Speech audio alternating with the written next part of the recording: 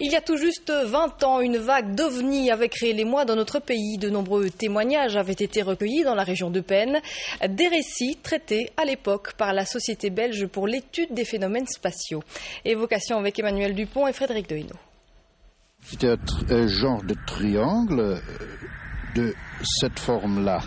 Un phare là, un là, deux blancs, un rouge et un vert bleu. Comme il était légèrement éclairé, on pouvait voir au-dessus comme une espèce de bulle, comme un avion, presque avec des petites fenêtres. 19 novembre 89, ils sont plusieurs centaines de témoins de la région d'Eupen, Verviers, à évoquer la présence d'un objet triangulaire volant à très basse altitude. Disons que c'était énorme et que ça avait plus ou moins la forme d'un triangle.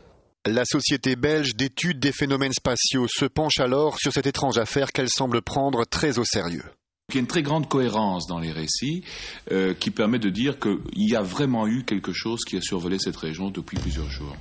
Mais de quoi s'agit-il ? Des radars enregistrent une curieuse image stationnaire dans l'est du pays. Un cinéaste amateur filme un point lumineux qui s'éteint brusquement dans le ciel. Des photographies sont décortiquées, analysées par des scientifiques qui n'y voient aucun lien avec un phénomène météorologique ou astronomique.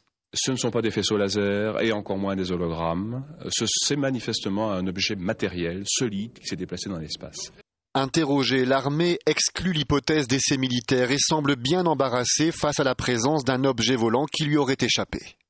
Il a pu se produire éventuellement un phénomène que les radars, la force aérienne n'ont pas pu enregistrer. En effet, c'est vrai. Oui.